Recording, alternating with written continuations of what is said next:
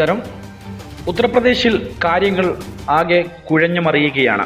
നേരത്തെ തന്നെ വലിയ രീതിയിലുള്ള അനിശ്ചിതത്വം, സഖ്യത്തെക്കുറിച്ച് വലിയ രീതിയിലുള്ള അനിശ്ചിതത്വം നിലനിന്ന സംസ്ഥാനമാണ് ഉത്തർപ്രദേശ്. മാത്രമല്ല, രാജ്യത്തിന്റെ ഭരണം നിയന്ത്രിക്കുന്നതിൽ വലിയ സ്വാധീനമുള്ള സംസ്ഥാനം കൂടിയാണ് ഉത്തർപ്രദേശ്. ഇവിടെ BJPക്കെതിരെ കോൺഗ്രസ് മാത്രമല്ല, അതിനേക്കാളും വലിയ ഒരു മുന്നണി വരികയാണ് ഉത്തർപ്രദേശിൽ.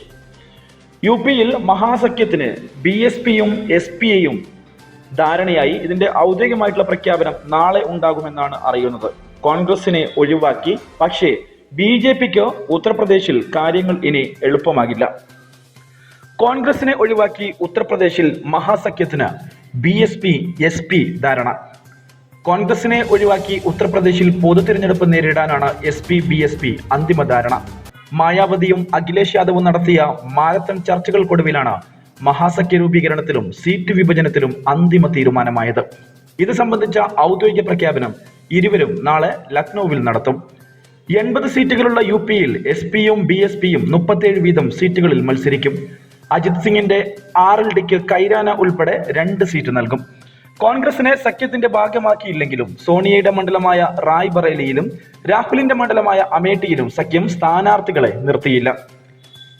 NDAയുമായി ഇടഞ്ഞു നിൽക്കുന്ന ഘടകകക്ഷികൾക്കായി മഹാസഖ്യം വാതിൽ തുറന്നേക്കും. ഓം പ്രകാശ് രാജ്ഭറിന്റെ സുഹൽദേവ് പാർട്ടിക്ക് 1 സീറ്റ് നൽകുകയും അപ്നാദളിന്റെ 1 സീറ്റിൽ സ്ഥാനാർത്ഥിയെ നിർത്താതിരിക്കാനും സഖ്യം തയ്യാറാകും. പ്രധാനമന്ത്രി നരേന്ദ്രമോദിയുടെ മണ്ഡലമായ വാരണാസിയിൽ മഹാസഖ്യത്തിന്റെ സംയുക്ത സ്ഥാനാർത്ഥിയെ മത്സരിപ്പിക്കാനും തീരുമാനമായിട്ടുണ്ട്. സഖ്യത്തിൽ ഉൾപ്പെടുത്താത്ത സാഹചര്യത്തിൽ സ്വന്തം നിലയിൽ മത്സരിക്കാനാണ് കോൺഗ്രസിന്റെ ആലോചന.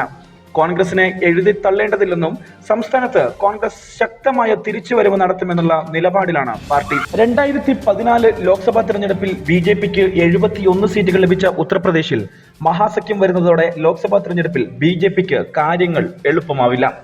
News desk, national news.